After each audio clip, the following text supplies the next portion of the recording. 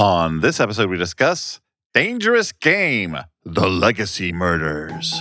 Have you ever wanted to watch a Saw movie directed by the Bratz director? Well, here it is.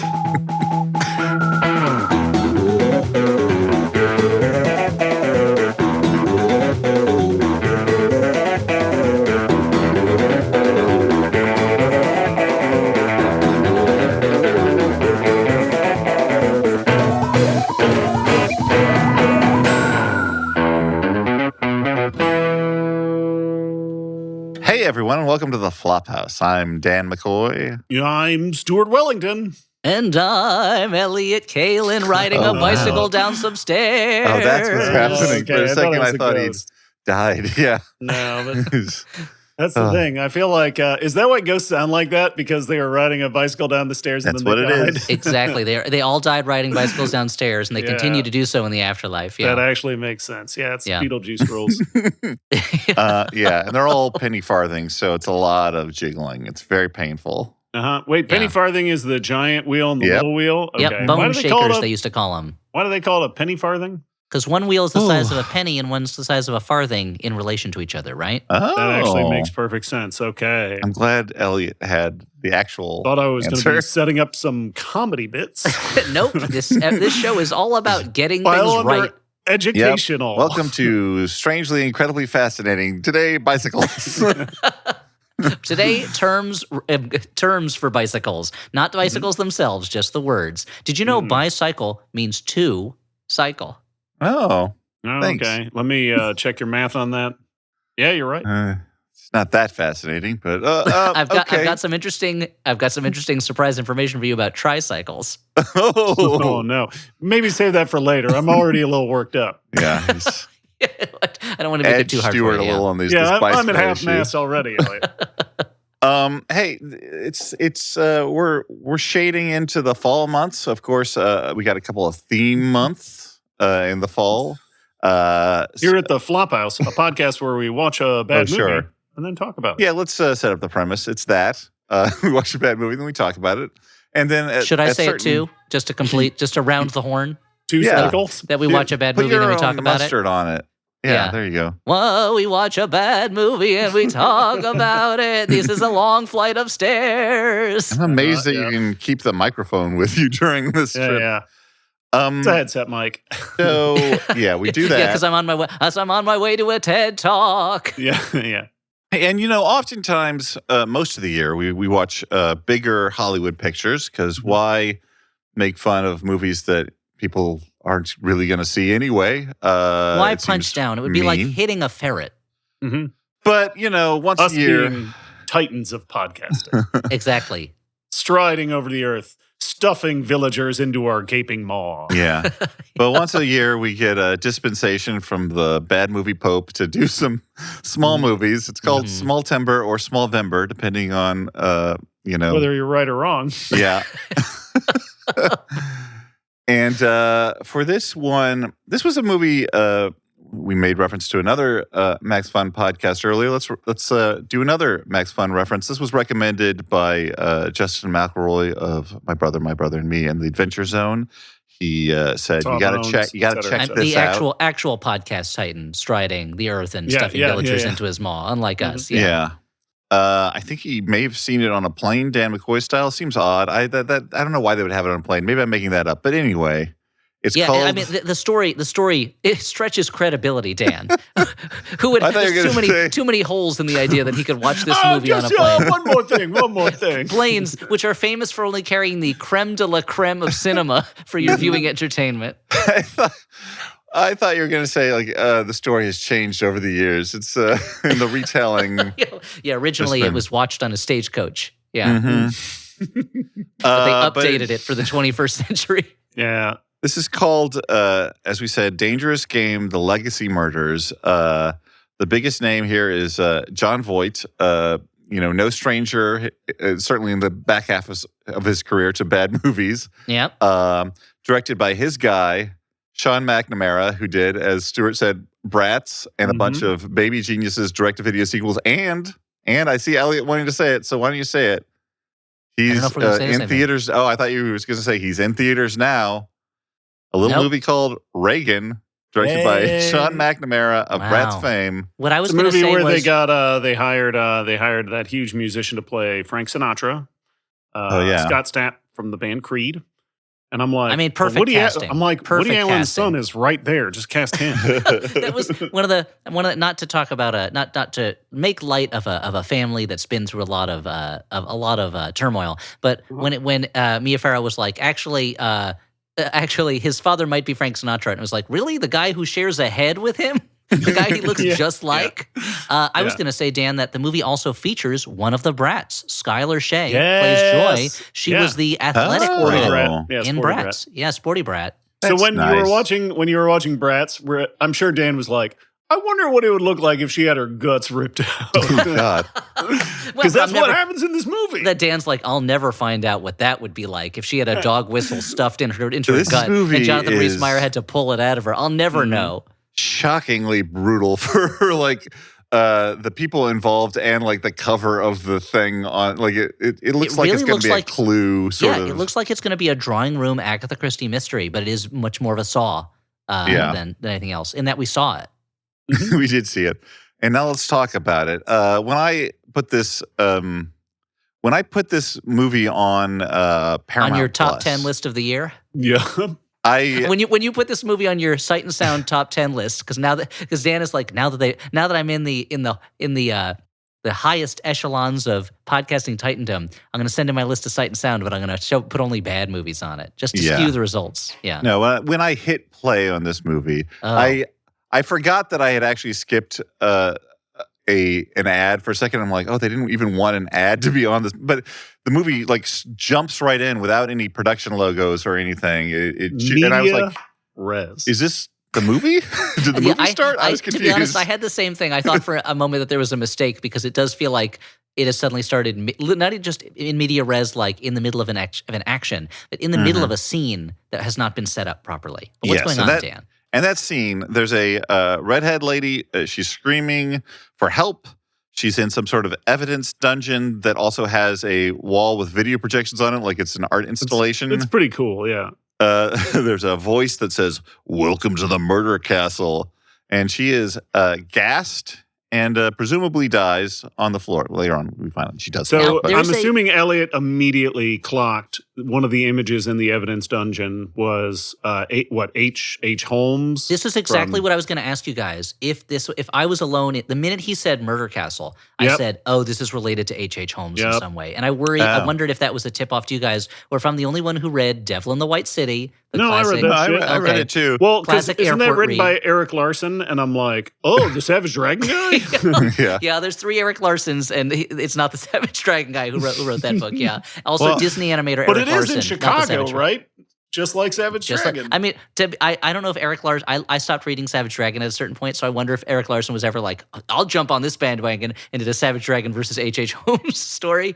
But as soon as they said Murder Castle, I was like, "Okay, so this is related to the Devil in the White City in some way." Not only I texted Elliot this, like, not only have I read Devil in the White You guys City. have a separate group chat, and I'm not in on it? Yeah, Well, but don't worry, we only talk about you on it.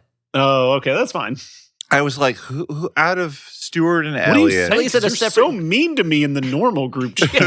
No, we only say nice things in our separate one. Okay, I like that's how you said a separate group chat. It's just 2 people. It's Yeah, not as really if- a group. As if Stuart gets it worse than anyone else.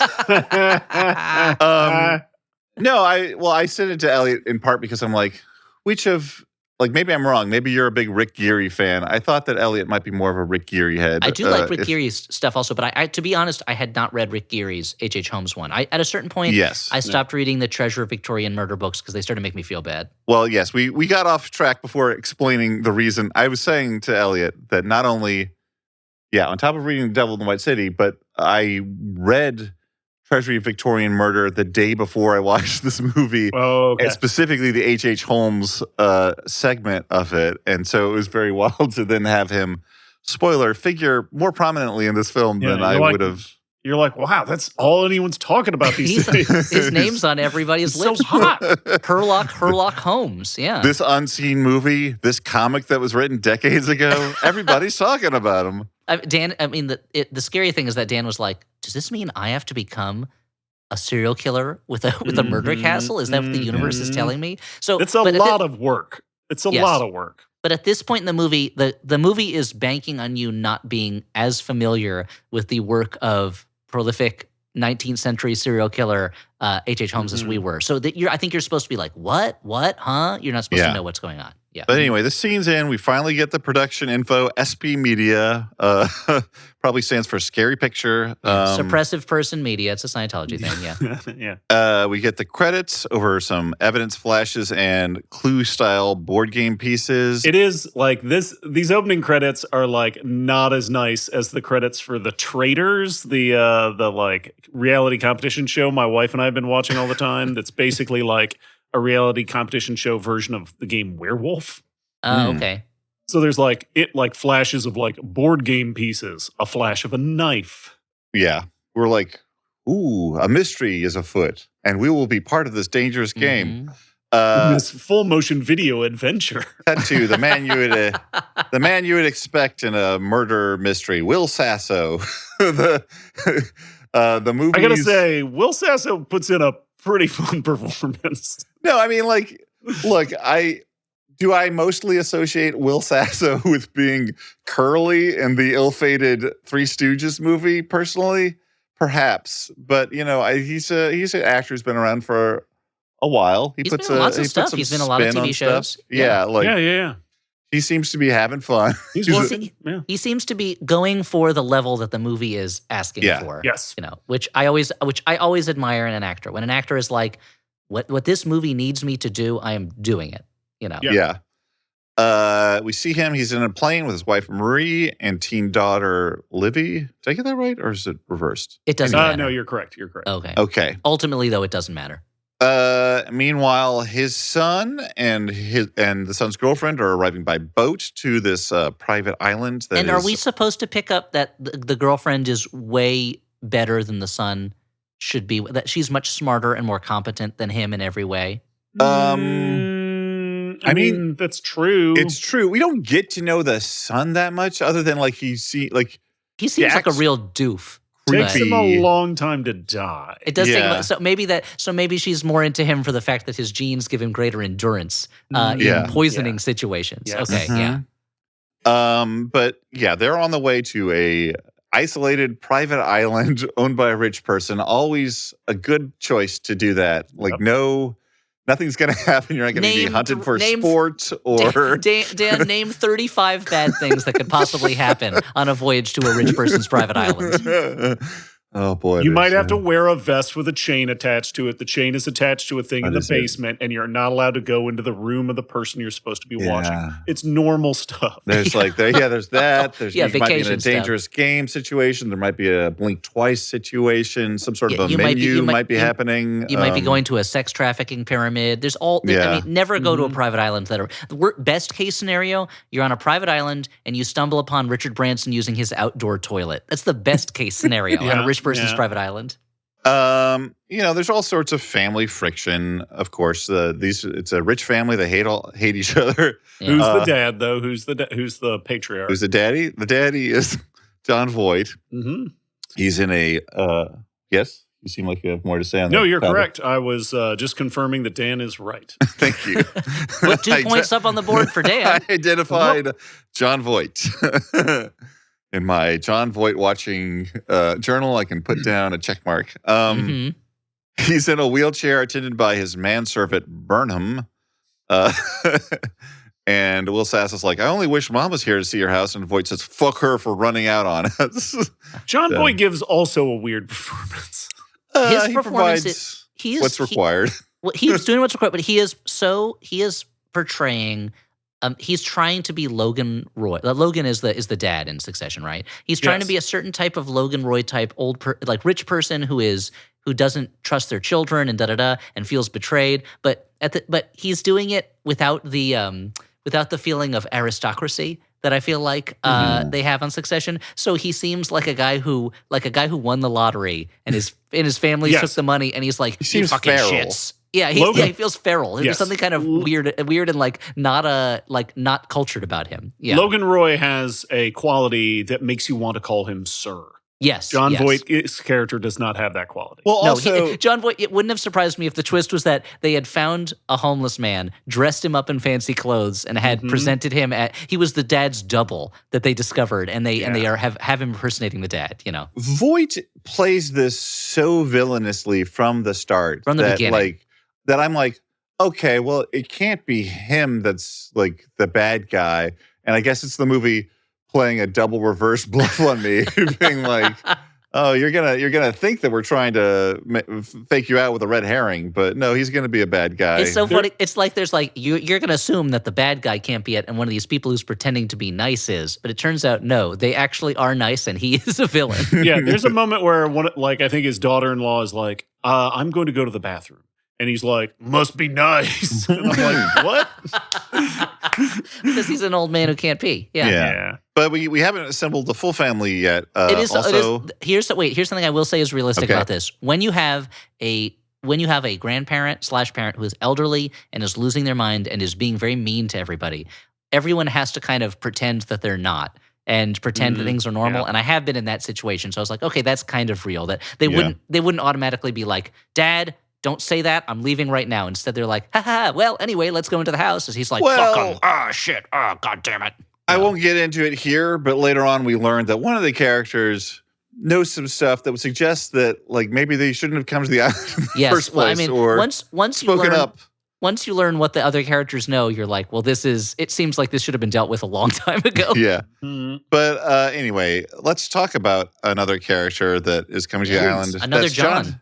Jonathan Rhys-Meyers. That's right. Steer Pike himself from the Gorman Gast miniseries. His best known role. Okay. Match point. Bend it like Beckham. And he was Dracula at one point, right? Dracula. Yes. Also from Paris with Love. Viperous seeming gentleman. His character's name is Kyle. He's coming in with his fiancee Joy via helicopter. Joy played by one of the brats. Sporty brat, yeah. He's the other son of John Voight. The family is here, ready for some dangerous games, ready for legacy murders.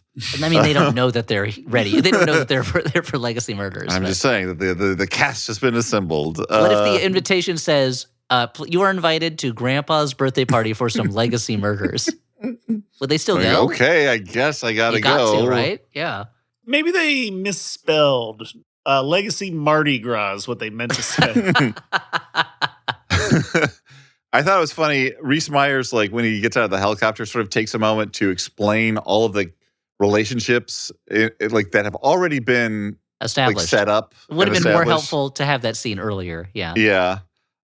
We learned that Voight blames him for stealing the family business from him, and Rhys-Meyers is like, I see it as saving the failing empire that you fucked up. What does he do? What did they make money off of? I don't. Pharmacies, I think.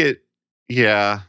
I don't know. They said something about how he opened his first pharmacy. Oh, that's right. Yeah, they're a pharmaceutical company. So again, they're already evil. They're all evil people already. Yeah. Also, this type of movie like throws so much shit at you that I feel like my brain has learned to blank out the stuff that's not going to be important. That's fair. There's not going to be any clues towards the mystery that involve their family business. Yeah. Yeah. That's what makes Dan so good at solving dangerous game legacy murders. Yeah, if you're hosting a rich person Evil Island dangerous game legacy murder, do not invite Dan. He will solve it so fast. He will annihilate it. Yeah, it'll just be like in Glass Onion. When, exactly. When what's his name, Rupert Von Valentine, whatever Daniel Craig's character is called, that he when he just figures it out right away. I love that part. So the movie is downhill from the moment that he calls BS a little on the bit, first but I like that one. They snipe at each other a lot. There's a part where the grandson throws a fish head into a sink, giving a creepy smile. Like there's a cat established earlier. Yeah, I gotta say, FYI, if anyone knows there's going to be a cat death in a movie, just give me a heads up before I watch it with my wife. Yeah. I mean, I didn't. This is a particularly gruesome one, too. Yeah, it fucking sucked. When I saw that there was a cat in the movie, I immediately stopped the movie for a moment to Google to find out whether the movie was going to anger me later, just so I was prepared. And the movie does anger me. But I will say, Mhm. I don't like any time that there's a cat death in a movie. But this is so goofily presented. You don't actually see it all happens within the sink. You just see spurts of blood going up you just like see you're the in aftermath of Army it. of Darkness, CGI blood. The grandson throws this fish head in the sink, which leads to this cat death, which doesn't play into anything. It's well, stupid and gross. My guess is that it is supposed to be a literal red herring because it's a fish head. That maybe you think he's a bloodthirsty monster because he's lured the cat into the trash, into the garbage disposal unit. But it's just it's also they can't kill any of the main cast characters yet. It's too early, and they got to give you a little shock. So instead, they're going to grind up a cat. Not a fan. It is. No, I'm not a fan of the death. I am a fan. It's the least funny of the deaths in the movie, probably. Yes. And there are a couple. There's some death violence moments that are hilarious coming up. Yeah. So. I don't like that. I do like the way Will Sasso, like John Voight comes in and it's like, what happened? And Will Sasso, in the most blasé way, says, "Cat died, Dad." That was pretty good. So later on, they're gathering around the fire.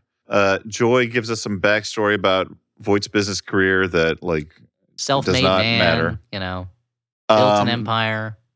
They give him his birthday Murderer. present. And I assume that is supposed to be the movie building suspicion in you that she is a gold digger who's there to kill people or in league with him or something. Or I don't even know. This movie is so clumsily written that I'm not even sure what the misdirects are supposed to be. I mean, it makes no sense for the character who is new to the family to be like, let me give you an info dump to everyone here about your dad's history. It's just it's a clumsy way to give out information.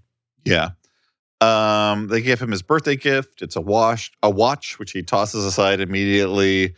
Alec. I mean, getting an old guy shit fucking sucks because old guys, they want to be the one to find the cool shit. They don't want to watch. Right? Let's just say it. Well, Let's just is say that it. the issue? Buying presents for a dad sucks. Buying presents for your dad stinks. You don't know what they want. If you get them the thing they want the most, they tell you this is fine.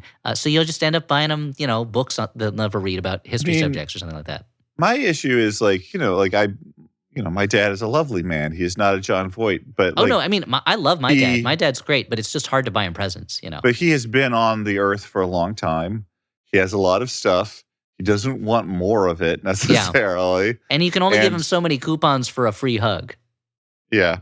Yeah, I mean, basically all you can do is if you're not giving him a grandchild, you got to give him a shirt with his grandchild's face on it. They do like that. Yeah, that's true. Yeah. Anyway, Reese Until Myers, that's all they're wearing. Their wardrobe is entirely shirts with their grandchild's faces on it. Like me in Flophouse shirts. Over the years, I've accrued so many.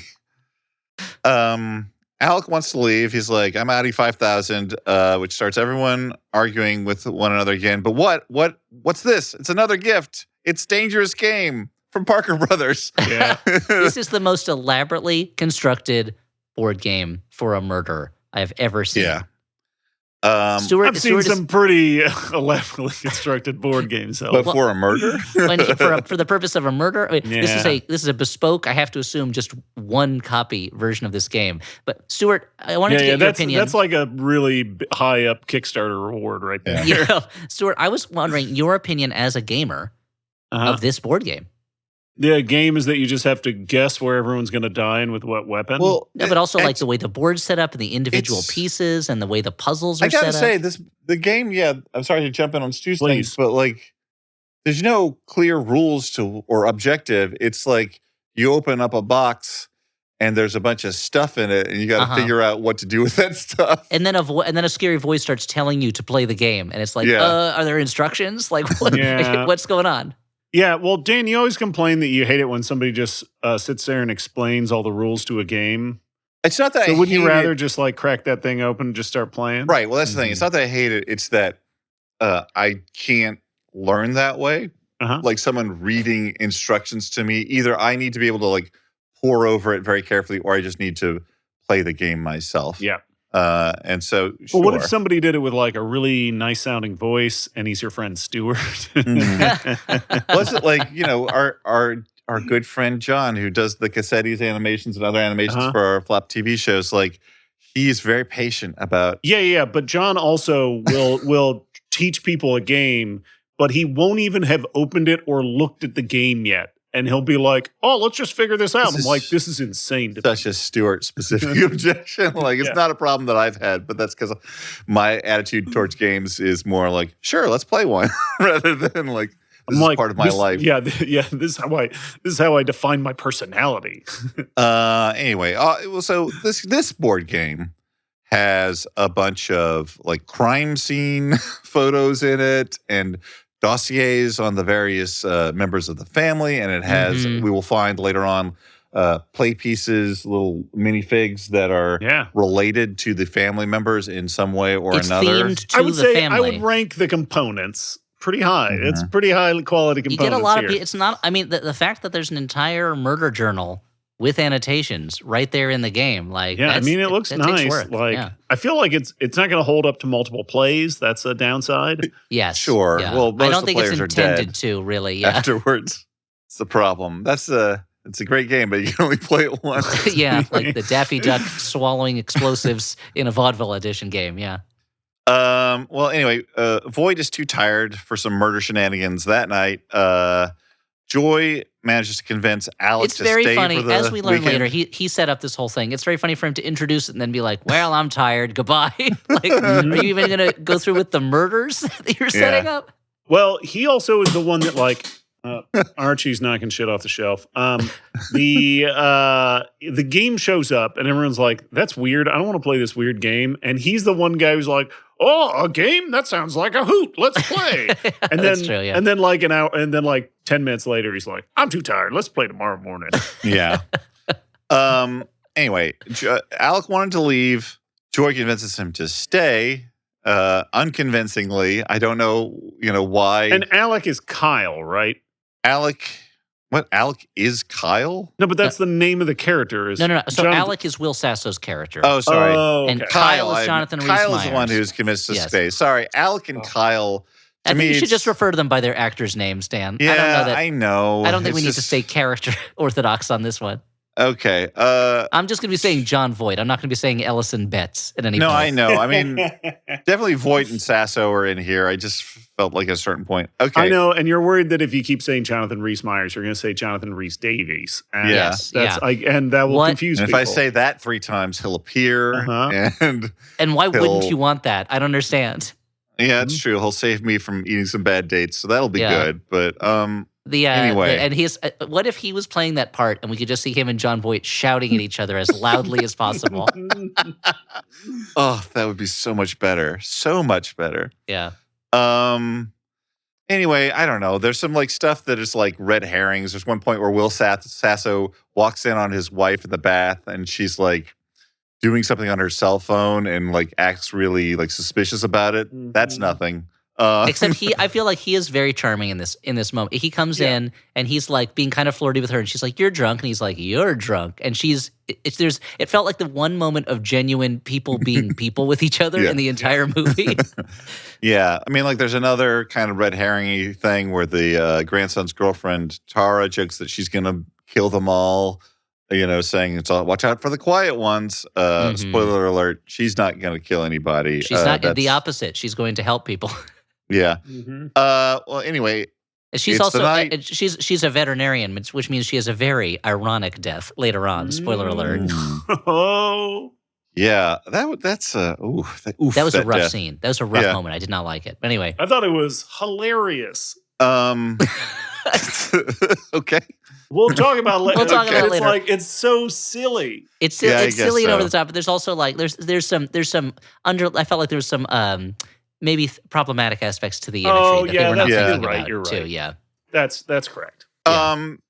But also this movie is like so goofball, but it's also so mean that I had a hard time enjoying Yes. some of the goofiness. It feels a little bit like a murder movie made by a little kid who is trying their hardest to be like extreme and rough, but is also pretty silly. And the clash of those tones is unpleasant.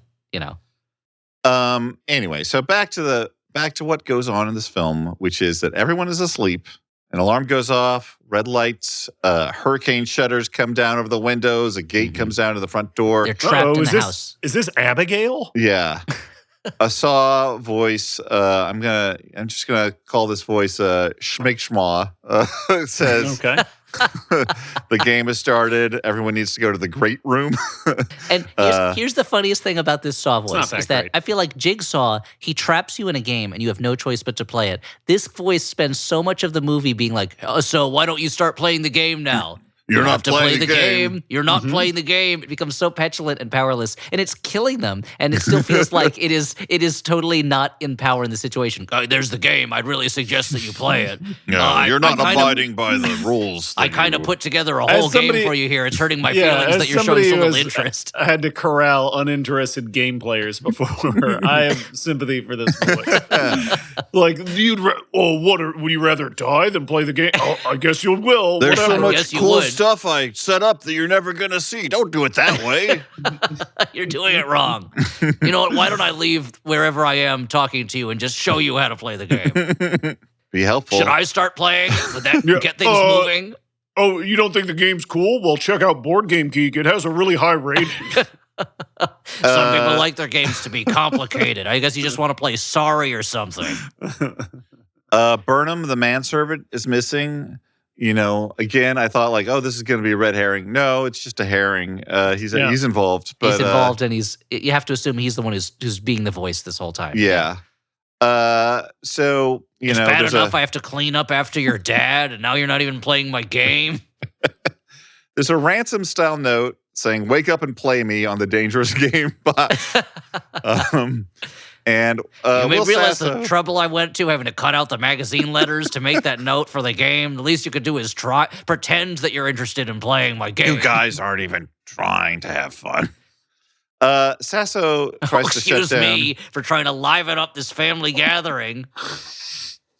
Let's lose our bad emotions and a little bit of gameplay. Maybe it'll bring us closer together, but I guess not. Yeah. Sasso I'm going does to be in the- my room. If anyone's looking for me, I'm just going to take the bottle of wine to my room. the first obvious thing and tries to shut down the smart house, but the voice electrifies a plate under his feet, which shoots him back across the room boy. into a glass table. So the explosion is very funny. Yeah. It looks very It fake. is And the very funny. noise he makes when he's exploded is very funny. Yeah. Mhm. 2 thumbs up. It would, at this point, when I saw that happen, I was like, is Wile E. Coyote the voice that's forcing him to play this game? It is very funny. Yeah, his legs fucked up real bad. They have to tourniquet him and cauterize the wound with an iron.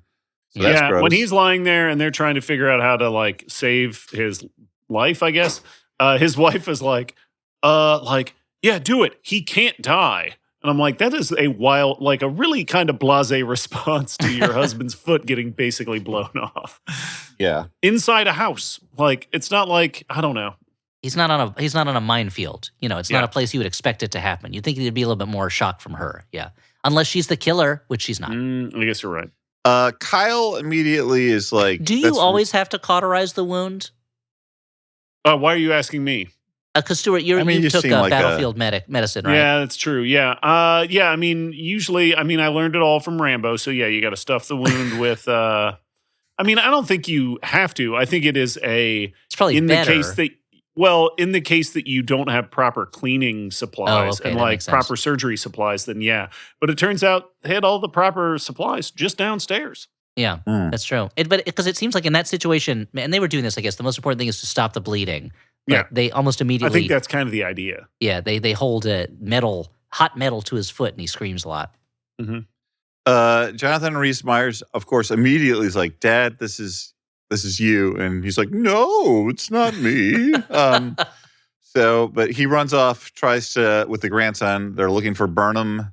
Meanwhile, everyone looks at the game. Like I said, it has all this various stuff, but mostly it has a bunch of ciphers that they have to figure out. And like a Lewis little, like- ciphers. Mm-hmm. Oh shit.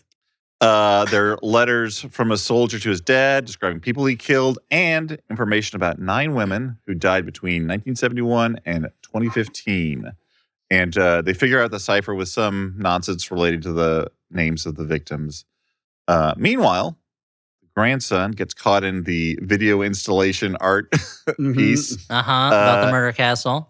And Reese Myers finds some blueprints to the house that show that it's full of secret passages, and immediately gets punched by the manservant who runs off into the depths of the mansion. And the first cipher that they code back in the Dangerous Game gaming room is "I was born with the devil in me," which Will Sasso identifies immediately as being from H.H. Holmes' The Serial Killer, Murder Castle in Chicago, Devil in the White City, all that stuff. For anyone anyone who hasn't read Devil in the White City, it is about the twin events of the Columbian Exposition, this huge fair that was in Chicago that was called the White City, where Chicago was kind of showing off, it was kind of a World's Fair type expo. And at basically the same time, this guy had turned his house into a murder dungeon where he could trap and kill people, and no one knows exactly how many people he killed. Somewhere between 20 and a billion, depending on who you talk to. Yeah. There are some people who really enjoy inflating the numbers of how many people. I'm sure there's plenty of true crime podcasts who have some grisly episodes. Yes, exactly. I mean, Devil in the White City is a really good book. It's a great book. It's great. It's an interesting read. The Columbian Exposition. The fact that they make the stuff about the Columbia Exposition is more exciting than the. I mean, it is murdering. objectively. I mean, maybe not objectively. To me, that stuff is much more interesting than the serial killer stuff. It feels like it's the serial killer stuff is to lure in the people who are not as interested in massive public expositions of arts and sciences as I am. Yeah. And then you get in there and you're like, that's how they made a Ferris wheel? Yeah, why don't we have these things anymore? I want a World's Fair style exposition. This would be great. But it is Will, you have to assume that Will Sesso's character just read the book recently because that he recognized the quote, I assumed he's a middle-aged dad, so he's he really loves historical stuff. Every time, I mean, Eric Larson did have a new book relatively recently, so maybe he rereads them all in anticipation of the next one, MCU style. Anyway, they all hear the grandson pounding on the room where he's trapped. He suddenly notices the corpse in the room with him, which apparently he didn't see before. Classic Saw move.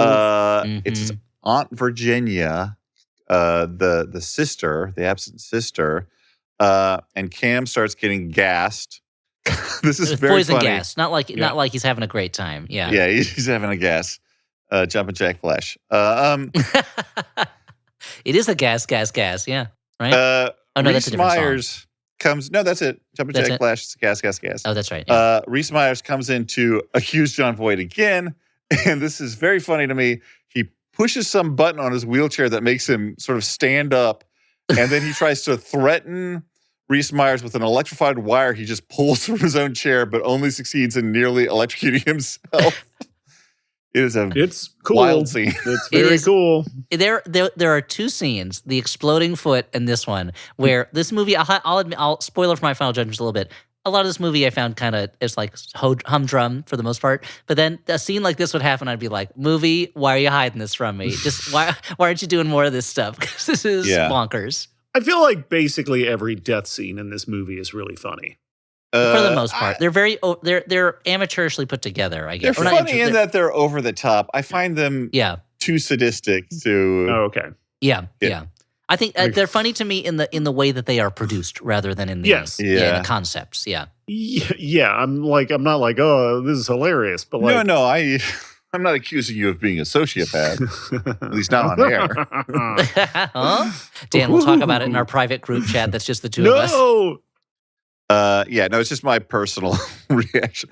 They try and break in, but too late. Cam, the grandson, is all gooey and covered in pus. Mm-hmm. They get a little bit of mourning before all of us, guys. Schmigsmaw says, "Get back to the game."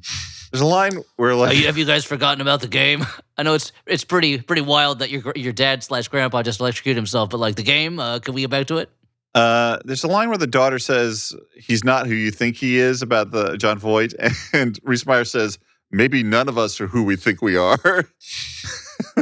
I'm like, what? Yeah. What a thing that only a character in a movie would ever say. Although I guess he is hinting at the thing he knows that I guess the other ones don't know. The thing that he should tell them, but he's not telling them for some reason. Yeah, we'll get to it, and we'll all be angry about it eventually. Yeah, everyone's playing by X-Men villain rules, where it's a lot of like, I know more about you than you know yourself. Okay, well, tell me then, Mr. Sinister. I don't know what power it gives you to know this stuff and not tell me. I don't understand. Yeah, are you just so bored of like hiding in a fucking basement somewhere? You just want to tell somebody what's happening? Yeah. So Reese Myers and the wife go off to break into a secret passage, and a trapdoor opens beneath him, and she's briefly held at gunpoint by the manservant, and downstairs where Jonathan Reese Myers has been dumped. There's a great moment when Burnham pushes Jonathan Reese Myers down the trapdoor. That it cuts to a shot of him like falling with like a green screen backdrop behind him. I think that was great. Downstairs in this murder basement, it turns out Joy never actually left the island as he had thought. She is on an operating table, being punished for trying to leave the game. There's an incision in her chest that has been sewed up. And she was trying to leave before the game started, right? Yeah. So it's not even, I feel like it's unfair to be like, you tried to get out of the game. And she's like, what game? I had to get somewhere. I just came to meet people. Yeah. Good point. I'm sure that, the murderous killer, we should send that to him as a goof that he made. Yeah. Put it in the goof section and the murderer's LinkedIn profile, I guess. Do LinkedIn profiles have goofs? Yep. If it's like someone's employment history, but you can add one time this person farted in a meeting. Yeah. So we all called him Toots behind his back. And that's how Toots and the Maytals got their name. Yeah. Yeah. That's right. This is LinkedIn history for being in a reggae band. Anyway, she's downstairs, like I said, on this gurney, and he is warned that there's an industrial oven in the room that's going to cook him alive in 3 minutes, although it also like reaches temperatures that would have killed him, and he's alive for a while, but never mind. Upstairs, the other people find a window down into the basement so they can watch see into the oven. And the clue that is given to get out of there is search deep in your heart to find a way out. So, whatever he needs is in Joy's chest. And which has been gruesomely cut open and sewed back together again. Yeah. Kind of Frankenstein's monster style. Yeah, Saw style. Saw style is when there's French fries and Russian dressing on the dog, right? That's Saw style. Yeah. And he's all like initially like you think that these people are, vipers who hate each other, but he like Reese Myers is like, no, I can't do this. I love you. I can't do this. And she's like, you got to do it. You got to get out. So he starts pulling all her guts out. Yeah, this is very upsetting. Gruesome. This is very gruesome and upsetting. I don't like it. Yeah. Like what he thinks is going to be a key is not like just lying on top after he peels the skin back. It is beneath. So he has to pull everything out. And then like afterwards, she like sits up briefly to give us a little scare. Man. Yeah. I love this kind of crap. But he is essentially being forced to murder her. Here's like the thing. She's been mutilated, and now he has to kill her to get out. Yeah, exactly. It's similar to it's the Saw thing where it's like, I didn't kill anyone, you killed him. You did it. Yeah, but I wasn't going to do it unless you put me in the situation, asshole. Like, come on, that doesn't seem fair. You say you love. Why are you hitting yourself? Well, you're taking my arm and using it to hit me with my own hand, Jigsaw. Come on. Anyway, you're saying. You say you love this kind of stuff, and the thing is, like, in a different type of movie, I might enjoy it. Like if a it porno, was like, Dan, that's even worse. Yeah, that's wild. Why would you say that? Why would you say that, Dan? A Stuart Gordon tone, and I'm talking like Reanimator Stuart Gordon, not like Castle Freak Stuart Gordon. Like if there was Reanimator sort of like from Beyond, kind of like grossness to it, but this seems to be. If Bruce Campbell was doing this in an Evil Dead movie, you'd be like, oh boy, but in the here, this is pushing the sadism of it. So in My pushback here is when I say that I love it, it's that when we watch a bad movie, we here at the Flophouse, we often try to find things about it that give us joy. Yes, and that's fair. This is literally giving us the character joy. Yeah. Yes, exactly. I was waiting for somebody to pick up on that. Yeah. And so with this, it's like, there's not much else here. At least it has like over the top wild amounts of like gore and brutal crap that is done sloppily and amateurishly. Yeah. And so at least I find some joy in that, Yeah. like, it's so silly. I get what Yeah. you're saying. I'm not trying to indict you by saying how I feel about it. I am just saying, like, the conditions under which I would enjoy this more. No, and I think I'm also trying to clarify for the listeners who are like, should I watch Dangerous Game, The Yeah. Legacy Murders? Is this for me? I think Yeah. I'm in the middle where I think I would have been able to enjoy the scene on that level, Stuart, if it didn't go on for as long as it does. Like And he's they're pulling like her their guts out skin's for a blistering and whatnot. Yeah. Yeah, it's just a little too gruesome for me. But if the person was already, if this was an Evil Dead Army of Darkness type movie, the person's already dead and Bruce Campbell has to keep digging through their guts and is going, oh God, oh, I would really enjoy What a- that scene. Yeah. Yeah. I do like when he, like, multiple times, so he pulls out like a dog whistle. Yes. And multiple times characters have to like grab it. And every time I'm like, just rinse it off first, please. Yeah, it must be so Yes. gross. Yeah. He gets a dog whistle out of her, not a key. So he's still trapped and he's burning up. And at least the silver lining is the brothers finally reconcile. And we see a flashback where Reese Myers is hitting John Voight with a baseball bat, presumably what put him in the wheelchair. And there's the implication this is to protect Will Sasso in some way that perhaps Reese Myers should have talked about. They have a weird family he's just dynamic beating where on the Brett, you know? Will Sasso is with a the baseball younger. bat. Yeah. Will Sasso's supposed to be the younger brother, right? Uh, I think And so. I think he's supposed to be the younger brother, but it's like the what we're led to believe is that John Voight was always just closer with Will Sasso, and he would take Will Sasso to go do activities that Jonathan Rhys Meyers was not invited to come with. And we learn that there's a sinister side to this, but until basically this moment, there's part of me that's like, seems like kind of a slender reed for this movie to be resting this bad relationship between the two brothers, that John Voight used to just take Will Sasso to go like fishing and stuff like that and wouldn't take Jonathan Rhys Meyers. But you know what? Yeah. All families are different. When you're a kid, that stuff hits hard. So But then you learn the truth soon enough, which is, so they decipher a clue that relates It's to... like a John Irving novel or something. yeah.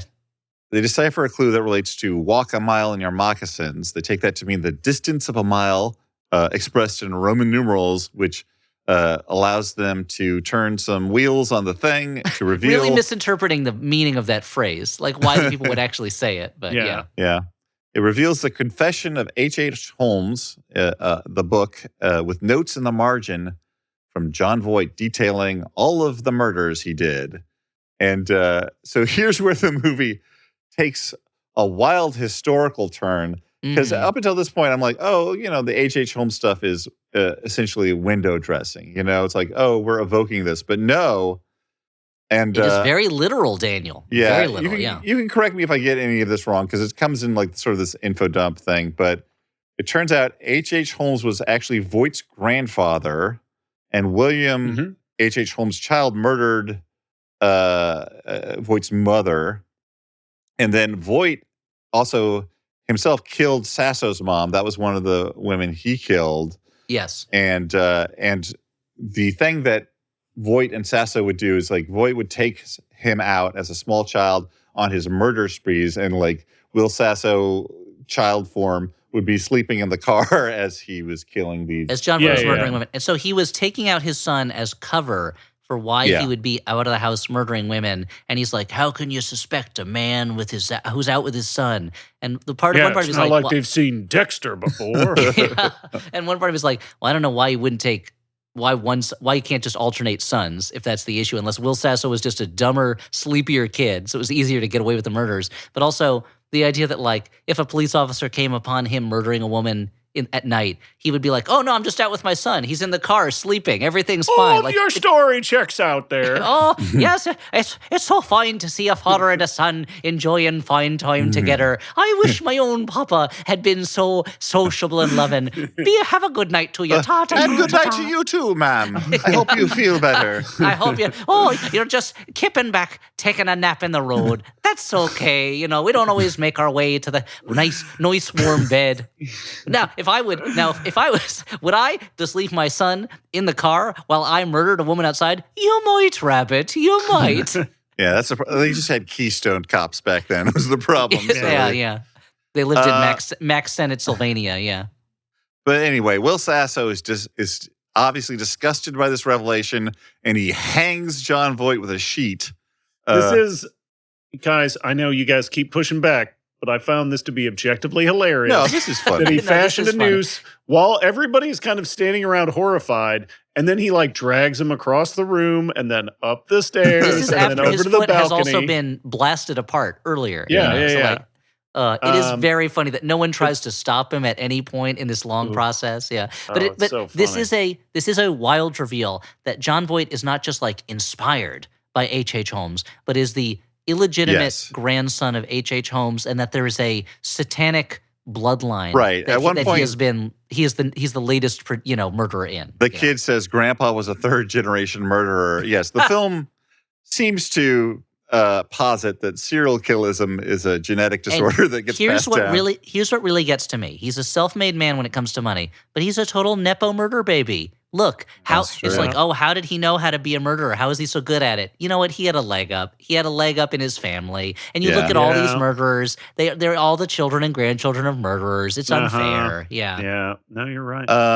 So he hangs Voight, but the Schmick-Schmal voice is like, that's just what he wanted, for you to carry on his murder legacy. Now you're Finally, a killer you're- just like him. Yeah.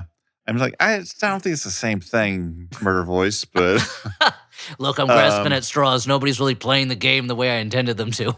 yeah. But the game's still going on, and everyone's like, we're not going to be H.H. Holmes' grandson's posthumous murder victims. So Tara sifts through the ashes, and she gets the dog whistle so they can escape the house without being eaten by dogs. How There does are- that work out? There Well, are guard dogs, and earlier on we saw that they can only be stopped by the dog whistle. Yeah. yeah. They're very cute. Burnham shoots at them as they're escaping with a rifle, and he hits Will Sasso. Yeah, it seems like he's doing it to kind of corral them toward Yeah. more game. But I feel They- like he must feel like it's a failure on his part that he's having to resort to using a sniper rifle as Yeah, opposed to something yeah. a little bit wittier, you know. Yeah. They all escape to a treehouse shed in the woods. Tara runs to the water where she finds a rowboat, and she's shot in the way on the A way. robot? A rowboat, sorry. Oh. Because that would be a wild twist if she found a robot and it was like, I'm from the future. I can help you, but only if you follow my instructions exactly. It's like, I'm so sick of this crap. Yeah, the first thing you have to do is murder the rest of your family. Wait a minute. Yes, that's right. I'm a robot invented by the great, great, great, great grandson of H.H. Holmes.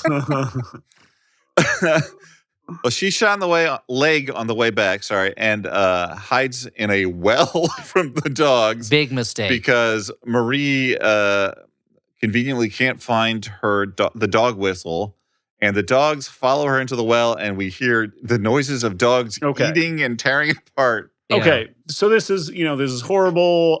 The image of a woman of color being chased by dogs, terrible. However- It's a bad historical The parallel loaded to be image. drawing to what is supposed to be ostensibly dumb fun. This movie, yeah. But when she's hanging from the inside of the well and the dogs are supposed to be like eating her fingers so that she falls, it very clearly is them licking her fingers. Yeah. Yeah. These vicious dogs are clearly like, oh, let me lick up those fingers. yeah, it is. Oh, that bacon it is, grease you put on there. It is silly in that way, yeah. And here comes the big twist. Unless they're licking the fingers, that they'll be slipperier, so she'll fall. But you're Yeah. right. Oh, It is. yeah. It is something you see in. You think in this bad, is cute, Clever but it's girls. evil. It is something that you see in bad movies with dogs. Often is that when they're supposed to be attacking someone, they are clearly showing them affection. Yeah. Guys, we're at the twist, and that is that the daughter had the whistle the whole time. Oh, that's She's weird. the one who inherited the murder gene, and she double stabs Will Sasso in the head with 2 knives, and then eats one of his eyeballs. That gets This is pulled out. this is a This great, is and al- incredible. This First is off, incredible, and also I don't think there's anything in the H.H. Holmes stories that involves cannibalism. I could be wrong about that. So this is her new twist she's putting on this. so when the twist is revealed, Will Sasso is sitting down. It just goes, what? Then she double stabs him, and the face he is making is so funny. It Yeah. is. This He's is like, very funny. oh. Yeah, it's so great. But Stuart, you say that, but if you someday when your daughter sitting behind you admits that she's a murderer and then double stabs you, I bet mean, you'll have I'll a be- silly look on your face too. Yeah. Oh man, I'll be the silliest. you know, like nobody film this, please. This is embarrassing. I hope Yeah, nobody it'll got that on tape. almost Your last worth words it. are, I hope nobody got that on tape. Yeah. Anyway, so she monologues about how evil John Voight was upset that Reese Myers didn't have the darkness in him, that he just broke his back and took over the company when he found out. And this is the Instead point at of which I'm killing like, him as he should have. yeah, Yes, call me according to crazy, John but Voight, if you know what Reese Myers knows, maybe don't come to any further birthdays of your serial killer father. It does raise the question. At the least. Yeah. At the most, tell the cops. Definitely, once murders start happening, tell your family what's going on. Yeah, it raises the question of why I could see that maybe he hid this information because he didn't want the family to live with the horror and the shame of knowing what had happened, especially his brother. But and potential financial ruin. Yes, certainly once the murder game begins, why are you hiding it? Why aren't you sharing this necessary data? Yeah. Yeah, but anyway, the point of the monologue is, of course, now she's the true legacy. She's the legacy murderer doing the legacy murders. And she shoots her mom, and a cheery song about it being a perfect day plays. Burnham picks her up in a limo, congratulates her on winning. And she makes a point of saying Uncle Burnham. And I'm like, wait a minute. Does that mean Burnham is that just like a playful nickname? Or is he intended to be the son of his first wife? Yes, I thought that they were getting across that he is an unacknowledged son, that maybe the others don't know that. And in which case, isn't he basically carrying on the legacy? Because he does some murdering, right? Yeah. Well, she does say, maybe next time he'll be...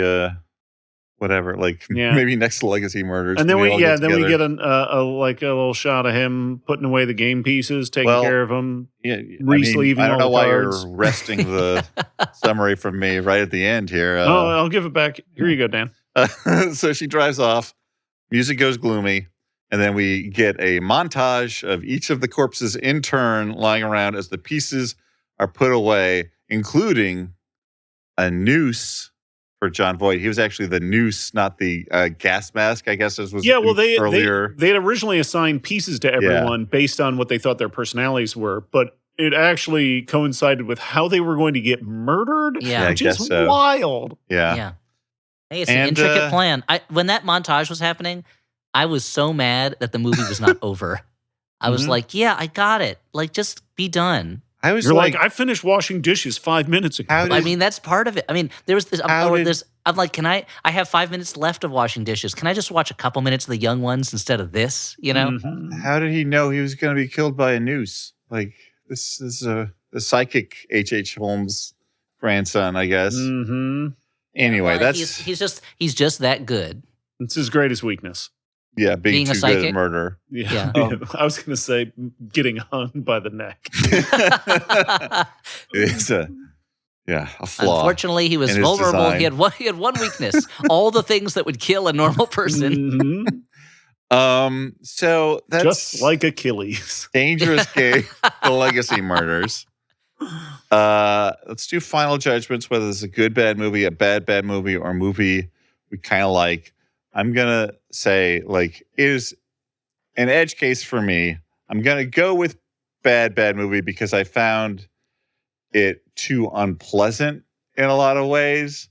But part of that might just be, I was annoyed at having to, take notes on all the dumb twists and turns. The movie does go down easier when you're not taking notes on it, I think. Yeah. When you're not doing homework. I think if I'd seen it with friends, maybe I would have been more delighted by it because it is particularly the historical fiction turn it takes was pretty wild and funny. So it's borderline. Yeah, I'm going to join you on that. I think I'm going to say it's a bad movie. There's moments of it that I think could I feel like depending on kind of how nasty of a mood you're in.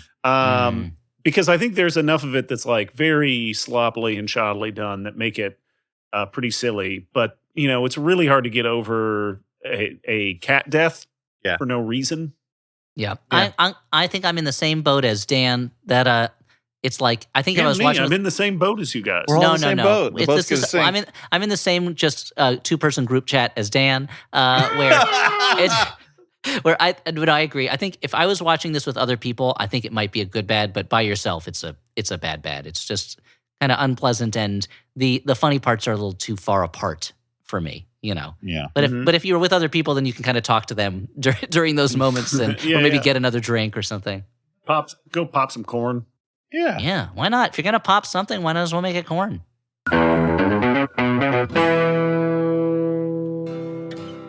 One thing we all have in common, we all have a mind. It makes me so scared because I'm like, when is the bad thing going to happen? And minds can be kind of unpredictable and eccentric. Everybody wants to hear that they're not alone.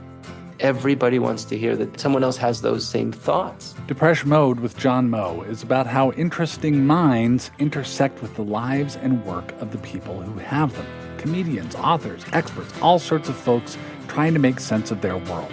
It's not admitting something bad if you say, this is scary. Depression Mode with John Moe, every Monday at MaximumFun.org or wherever you get podcasts.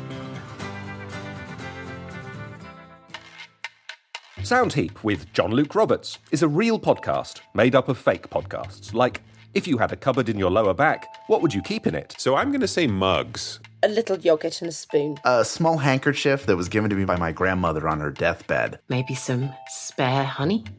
I'd keep batteries in it. I'd pretend to be a toy. If I had a cupboard in my lower back, I'd probably fill it with spines. If you had a cupboard in your lower back, what would you keep in it? Doesn't exist. We made it up for Soundheap with John Luke Roberts, an award-winning comedy podcast from Maximum Fun, made up of hundreds of stupid podcasts. Listen and subscribe to Soundheap with John Luke Roberts now. Hey guys, why don't we take a few moments to honor the people that help make the Flophouse possible? Mostly that's listeners like you who are members at MaximumFun.org, but also we have a couple of sponsors, and this week we're sponsored in part by Squarespace, the all-in-one website platform for entrepreneurs to stand out and succeed online. These days you got to have a website, and whether you're just starting out or you have a growing brand, Squarespace makes it easy to make a website that is going to look beautiful. It's going to help you engage with your audience, and it'll help you sell anything from products to content to your services, time, all in one place, all on your terms. Start a completely personalized website with a new guided design system, which is called Squarespace Blueprint, a blueprint filled with secret passages. Choose from professionally curated layout and styling options to build a unique online presence from the ground up that is tailored to your brand and is optimized for every device, which is good because most people are going to look at it on their phones. Let's be real. So you can also make checkout seamless for your customers with simple but powerful payment tools, accept credit cards, PayPal, and Apple Pay. And in eligible countries, you can offer customers the option to buy now and pay later with Afterpay and ClearPay. Sell your products and services with an online store, whether it's physical goods, digital content, services, whatever. Squarespace has the tools you need to start selling online. So go to squarespace.com for a free trial, and when you're ready to launch, go to squarespace.com/flop to save 10% off your first purchase of a website or domain. Dan, do you think I had an idea for a website, and I was wondering if Squarespace could help me with it? Do you think they could? Wow, it's been a while since we had one of these questions. Probably. Yeah. Okay, so it's called 23 and RIP, and it's where you can get a genetic analysis that's matched with the famous murderers of the past, just to make sure you don't carry the deadly legacy inside you. You think they'd be able to help me with that website? Even though that is not scientifically backed by anything. Well, I've told our investors something different. I think on the website side, you would be fine with Squarespace. I think they would help you out. I mean, your website would probably require a lot of functionality and drag and drop type stuff. Is that available in Squarespace? It's all available. You and can what drop about as if I many wanted dragons people to? As you want? What if I wanted people to look at it on their phones? It's optimized for mobile. So wow, great, yeah. Fantastic. As soon as I figure out that's how people which gene is the murder gene these days. Yeah. I think there's a Jumbotron, Stuart. There is a Jumbotron. Does your partner have interests? Why? Yeah. What are interests? What are they for? I know they're a threat to me, but in what way? Have you ever done a 9th grade level research project on Kai truck crumple zones while in line at the bank? Or track the evolutionary history of moles after seeing your neighbor post about blowing them up on Nextdoor. Each episode, host Alex will investigate one of his wife Ani's browser tabs and demand answers.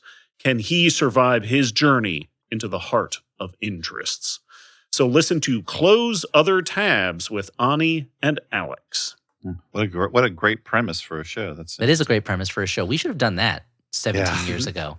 Instead of having to curse ourselves. That's the deadly legacy of our podcast. Yeah. Yeah. Speaking of continuing the deadly legacy of our podcast, the Flophouse has a very special thing going on right now. We are recording this the next day after the premiere of Flop TV. That's right, Flop TV is back for season 2. You may remember last year we did Flop TV. It's kind of 1 hour live video broadcasts online of this show.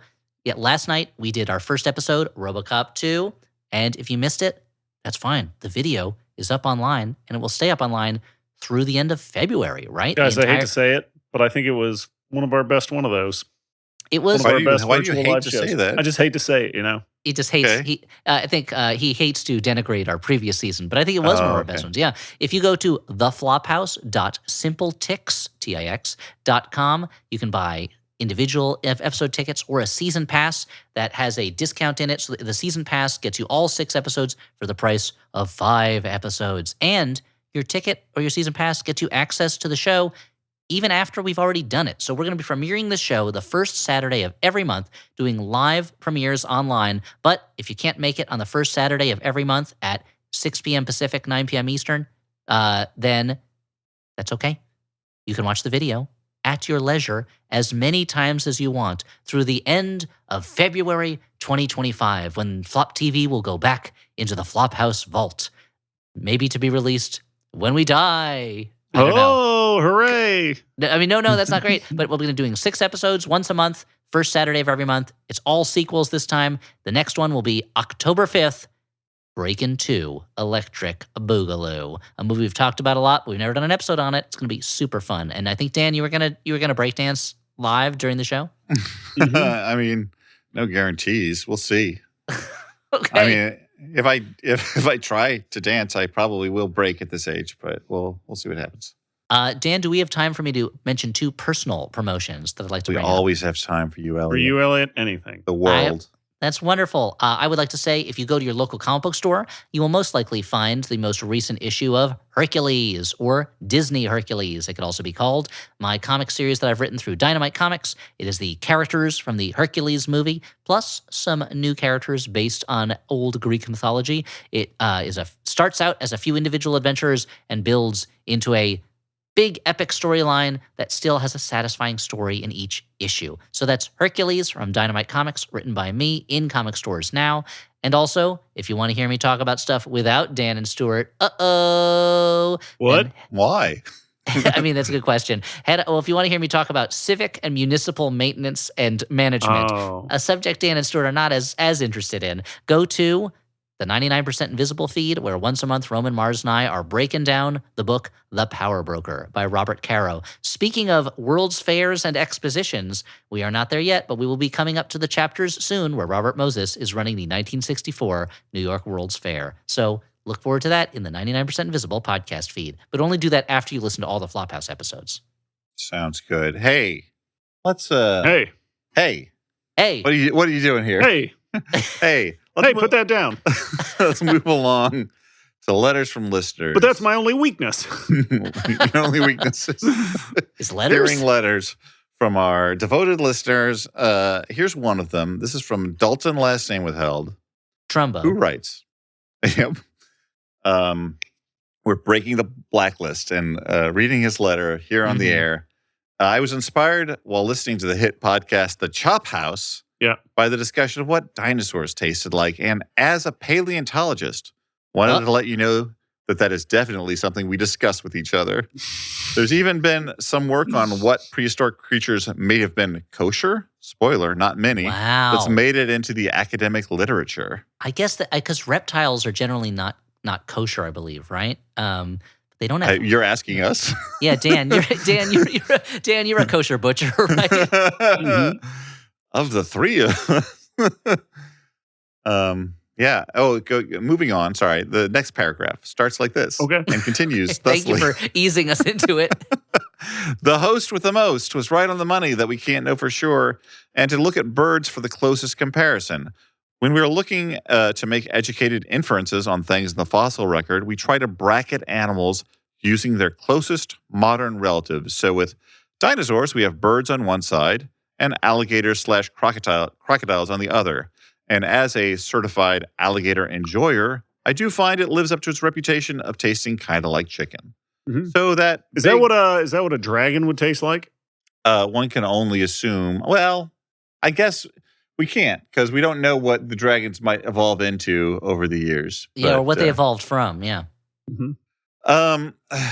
So that kind of vaguely birdish taste with a bit more depth of flavor is probably a safe guess for dinosaurs. Diet definitely plays a role too. Things that eat fish tend to taste fishy. And I've heard that carnivores taste pretty bad. So that's T-Rex what I've heard that too, to be honest. If that bear meat is supposed to not be very good, lion meat is supposed to not be very good. Yeah, the carnivores tend to not taste as good as herbivores. Yeah.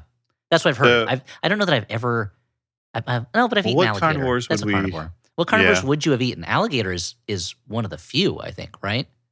Yes. And if you're ever going to eat polar bear, do not eat the liver. It is toxic. Oh, okay, cool. Yeah. I mean, I'm not. Let me just open up my notes app. I guess if I no, but you should probably keep that in mind all the time, just in case. Yeah. Arctic adventure. Where was I? Yeah, when you go beyond the mountains of madness. Yeah, well, he's saying T-Rex might be out, but I bet a hadrosaur shank would be good eats. Now, what science can't give us clues on is the taste of fictional creatures. So for that, I turn to you. What made-up creature from a movie would you most want to try? Keep on chopping in the chi world. Dalton last name withheld. We will continue chopping. I'd want to eat that letter. I want to eat that giant thing that Anakin surfs on when they're in the in the second. That kind of grazing mammal. Yeah. I totally want to take a bite out of that. Similarly, when Chewbacca is cooking up that porg, I have to admit, it looks really good. It looks kind of chickeny. Yeah, is the thing. I'm it looks sad really at good. the death of such a cute animal, but it does. Of the animals, there are. They believe in the cycle of life, Dan. Yeah. Yeah. I mean, my first. My first impulse was to go to something from like the Dark Crystal or something, but they all seem sentient. Like, I don't know if I want to eat something. Although that scene when the Skeksis are eating, I love it. Yes, I mean, there's a lot of stuff best. in there that I would try. It's great. Yeah. I've talked about it extensively on this podcast. Yes. Yeah. There's a number of Dr. Seuss creatures that that I bet would taste pretty good. Like the Lorax? Yeah. Just give me a Lorax haunch. Sure. Yeah.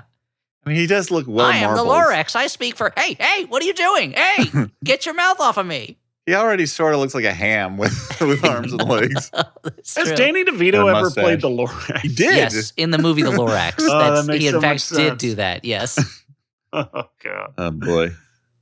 I saw some of that at my in-laws' house because, there are kids around. So, put the Lorax on. And I was immediately dismayed by it. I'm like, wow, you've really taken one of the most distinct art styles for a kid's book and genericked it up for this movie. I mean, is it live action like the Grinch? No, it's CGI. It's Illumination, the company that did the Despicable Me movies and stuff like that. And it looks like those. Yeah. So I guess that answers your question. Anyway. I mean, but Dan, weren't you excited to learn about the Onslers backstory? There's a lot of unnecessary complications added to that. It's tale. worth it. So it's worth it because it gave people on Tumblr the ability to ship the Onceler and his evil self. Yes. In erotic fan fiction. So I did look up. That. Yeah. The Lorax on Letterboxd while it was on, and I was like, oh, a lot of people horny for the Onceler now. That's what the kids are up to. If people online, they love tall, thin guys. They want every male animation character to be Jack Skellington, basically. And he's got that messy hair, too. So. Yeah, and messy hair, sure, yeah. This is from Mark, last name withheld, who writes... Mark Wahlberg, who writes, hey, Floppas, I wanted to ask you a question about... Yeah.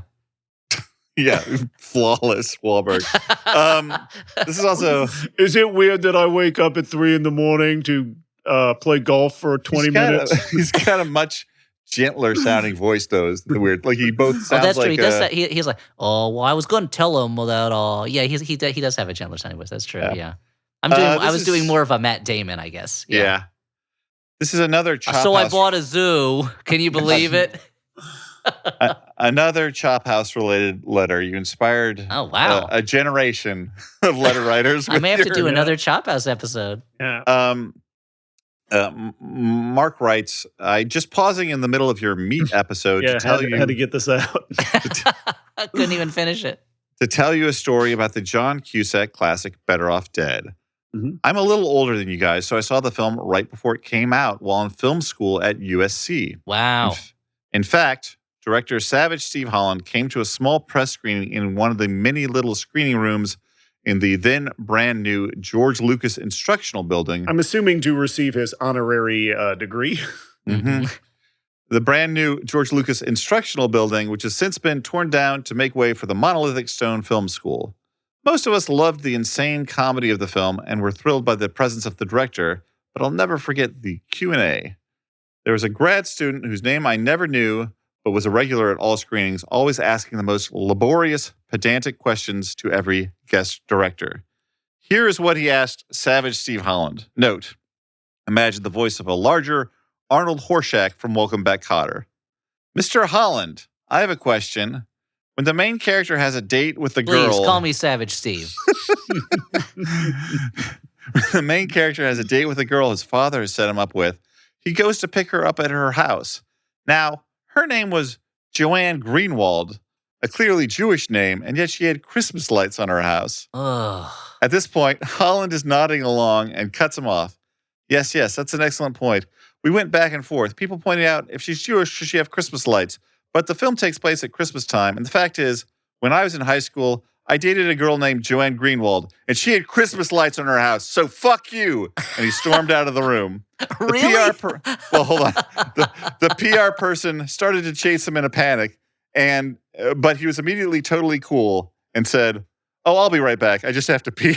I've never enjoyed a director Q&A more. Keep on chopping and flopping, your pal Mark. Okay. What a great story. That's a great story. That's exactly the way I want Savage Steve Holland to be in a Q&A. Yeah. It seems like he's real crazy, but then it turns out it's like, hey, I'm just goofing, just having fun. Yeah, we can all laugh. Come on, we just gotta have a good laugh, you know? Yeah. He would be canceled for having to use the bathroom now because we all have to be perfect and never have to empty our bladders. Yeah, man. Uh-huh. Elliot speaks the truth, you know.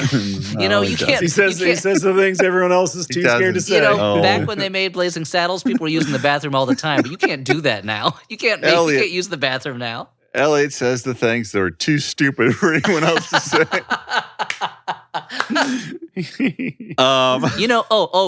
Should I not breathe because I'm exhaling too much carbon dioxide? Is that not woke enough that my body creates carbon dioxide? That's bad for the climate. Oh wow, Elliot's really leaned into this Netflix special of his. Well, the problem is at a certain point, my satirical version of this starts sounding like I mean it, and I don't. I don't mean it. Yeah. No, we've confused listeners on occasion. Yeah. Anyway, that's all ironic. Okay, so let's move on to the final segment. What a funny way to use the bathroom, to pretend to get mad and storm out. That's great. I mean, as someone who often needs to use the bathroom but feels like a weird social pressure, like I can't speak up. Like weirdly, it would be the easiest way would be to fake something Dan, like the that. The worst version of that. I was once in a friend's house and they had dog hair all over their furniture, and I was having an allergic reaction to it. And I was with my wife and her college friends in one of their apartments, and I was like, I could feel my throat starting to close up, and I was like, I don't want to be a jerk and interrupt the conversation and be a buzzkill, so I guess I'll just sit here and asphyxiate. And then someone was like, hey, let's take a walk outside, and I was like, oh, thank goodness. So I did survive that time. Glad you're still alive. Yeah. I thought we were going to be sharing bathroom stories, and I had a couple queued up. But you know what? I'll save those for a mini. We should put those behind a paywall. Yeah, when we do the mini, the plop house, when we're just telling bathroom stories. Yeah. Let us guys. Go on I may change my plans for what the mini was going to be that we were going to record. Oh God. Got to work on it fast. Let us do our recommendations of movies that might be a better use of your time than Dangerous Game, The Legacy Murders. If that's even possible. Oh, yeah. okay. Let me change my I'd like to recommend a movie I saw just recently at a rep screening, like so many. It's a Corey Yuen film who recently passed away, which we only learned apparently 2 years after the fact. It was not widely reported, but rest in peace to both a kung fu actor and director. But this is a film he directed from 2002 called So Close, which is about a pair of there's a female assassin and her sister who is more of the tech person, and then they are employed to assassinate someone, and on their trail is a female cop. So it's three ladies are our primary protagonists, and there's a love interest, but this is a very gay movie. They're constantly all giving, well, not those two sisters, but they're giving one another these glances that suggest that the any males in the area are superfluous to the film.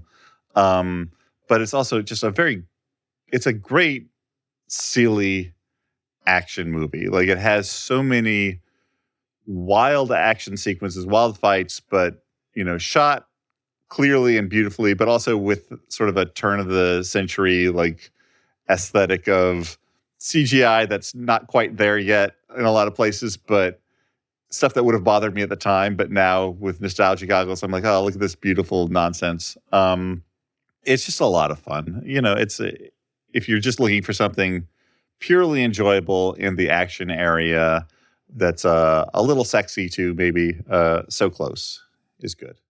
I'm going to recommend a movie that just got released this weekend, and I want to pump it up so it doesn't get lost in the Netflix algorithm. I'm going to be recommending Rebel Ridge, the new Jeremy Saulnier movie. It's been a while since he made one, and boy, it's good to have him back. It's a kind of a modern-day Western about a outsider who shows up to a small town and has to deal with the web of corruption, specifically police corruption. And it is shot beautifully. It is super tense. The score is great. The soundtrack is great. I mean, it's a movie that opens with Number of the Beast playing, so it rules. Oh, wow. Yeah. And I mean, and when it opens with Number of the Beast, you're like, man, the movie's going to have a lot to live up to. And it does. And the kind of trailer made it seem like it was going to be pretty straightforward, actioner. But I feel like it has a little bit more on its mind. And the performances are all great. The lead, Aaron Pierre, is incredible and has such pretty eyes, guys. It's amazing. And it's just the build-up to the first action sequence is so fucking satisfying that when it happens, it's hard not to feel that rush and pump your fists in the air. It's awesome. Don Johnson's great as a villain. Yeah. Thumbs up. Check it out, Rebel Ridge. I'm going to recommend an older film. In fact, it is the 50th anniversary this year of this movie, which is a total coincidence. But this is one of the movies I think I've enjoyed the most of all the movies that I have watched this year so far. And it's a French movie from 1974 called Céline and Julie Go Boating. The full title is Céline and Julie Go Boating, Phantom Ladies Over Paris. That's the full French title. But I mean, obviously it's English. A great title, right? Yeah. It's a French New Wave movie. I know mostly I'm all about Czech New Wave movies, but sometimes I watch New Waves from other countries. Yeah. It is a long movie. I'll warn you that off the bat. It's 3 hours and change long. But what is it? Terrifier 2? But I'll just say before I tell you a tiny bit about the plot that I found it to be one of the kind of lightest, in some ways, kind of the most delightful, funniest movies I've seen in a long time. These two women, Céline and Julie, they're both living in Paris. They're these two young women, and they kind of meet somewhat by chance. One of them drops something in front of the other one while she's sitting on a park bench, and she goes to such lengths to chase after her to give her back this thing. And the two of them are kind of drawn together in a sort of fun, almost irrational way, but they end up as roommates. They end up as best friends, and they discover that there is a house where whenever either one of them enter it, they suddenly become the nurse in a melodramatic story that involves a love triangle and a murdered child that is replaying over and over again whenever anyone enters that house. And they decide that it is up to them to save that child by going back in and changing the story that is going on constantly in that house. And it is a movie that is, I guess you could call it kind of magical realisty. You could call it kind of a movie about movies and what it's like if you were able to enter a movie and become part of it. But more than like anything, Last Action Hero? Yeah, I mean, to be honest, in some ways, it's kind of like the French New Wave version of Last Action Hero in a sense.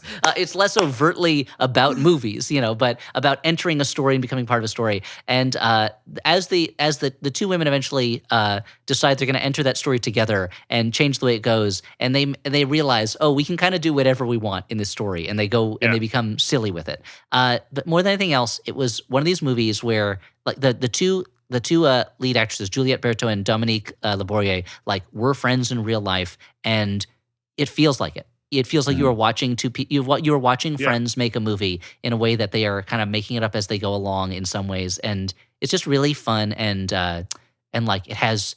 I guess there are ominous moments, but while watching it, I was just like, ugh, this is hitting so many notes of enjoyment for me while I'm watching it. This is a movie I've wanted to see for a long time, but I feel like it was difficult to see for a long time. Where did you watch it? It's on Criterion Channel right now. Great. So like it is a movie that the thing that was keeping me from watching it for a long time was that it's long. It's 3 hours long. But well, and I'm not going to watch it all the way through. I never have the time to sit and watch a 3-hour movie. But it certainly never felt to me like I'm sitting and watching a 3-hour-long movie. It's a French New Wave movie. It's going to take its time with things. It's not a propulsive plot that's driving you from one scene to the next. But I feel like if you watch it in a couple of installments, then there's some scenes that they're just so super fun, and the lead characters I found so just delightful to be around. And it's a movie that captures the feeling of being a young adult in a friendship that in a kind of magical way that I have not seen done as well in other movies. So I really loved it. So that's Celine and Julie Go Boating. I cannot recommend it highly enough if you are willing to sit through a 3-hour-long French New Wave movie. You know what's great is just being able to sit and watch an entire 3-hour movie. It rules. Stop rubbing it in our if poor you have friends. If you have the time, which I never do ever in my life, then yeah. I mean, particularly I certainly miss the days when I could go with my friend Brock to go to the Guggenheim and watch the entire Craymaster cycle, all 7.5 or whatever hours in one sitting. Whoa! Can't do that anymore. Not only the time, but the attention span. I think back on when I was in college, and there was a semester that we took in London, and a rep theater was playing La Dolce Vita and 8.5 back to back, and I sit and watch both of them back to back, and now that's a feat that astounds me. I mean, I think about there are movies I watched as a kid. I watched all the old Godzilla movies as a kid, and the idea of sitting through like all the talkie scenes in those movies. Now I'm like, how did I have the patience for all those scenes of military generals just sitting around, being like, "What do we do? I don't know," and scientists being like, "Oh, here's some made-up science nonsense to explain why a dinosaur is knocking over buildings," That's the way I feel about Pink Panther movies. I thought they were so funny when I was a kid, but now I'm like, if Peter Sellers or Herbert Lom is not on screen, these things are dire. Yeah. Well, anyway, that's that's the end of the show, I guess. Yeah, I guess so. Yeah. On that nowhere else to go. Yeah, that weird note of us hating sitting through movies now that we're old angry men. Yeah. No, I like it. That's what I'm saying. Put me in a movie theater with no distractions. Maybe maybe give me a little nosh, something to sip on. Sure. Kick back, man. That's life. That's living. Yeah. we were gonna write a song about it or something. Oh yeah. I feel like I already did with Alex on Alex's podcast. So this has been the Flophouse. Thank you for listening. We are a member of the Maximum Fun Network. Go over to MaximumFun.org to check out other podcasts on the network. The aforementioned Alex Smith is our producer. He goes by the name Howell Doughty for various other endeavors. Boy, does he ever. Yeah, he's got a new album out. He does Twitch streams. You should check out all of the stuff that Alex has going on as well. And I guess that's it for this week. Thank you for being with us. For the Flophouse, I've been Dan McCoy. I've been Stuart Wellington. And I'm Elliot Kalin. Bye. And they're almost done applauding. Okay.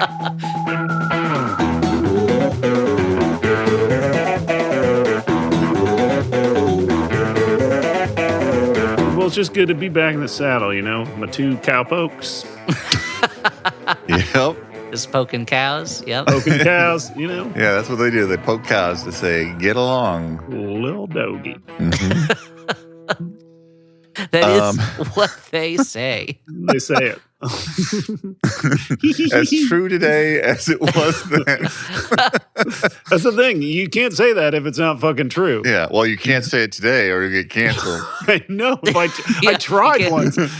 I tried and I got so canceled, guys. You can't say dogies or cowpokes anymor. They won't let you. No.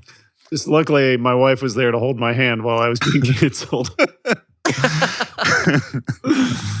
But FX picked you up, so that was good. Mm-hmm, yeah. I'm not sure. I'm sure who we're talking about anymore. Who we're veiled referencing. No. I don't know. Was there someone being referenced? No, you know. Sometimes I just like I kind of like create stories and like I build worlds, and they seem so real that like Elliot's like that's got to be based on a real person. Yeah, exactly. Turns out it wasn't. No, it just sprang forth from my skull like Athena. Okay, well, we're sufficiently warmed up, I think. Maximum Fun. A worker-owned network of artist-owned shows. supported directly by you.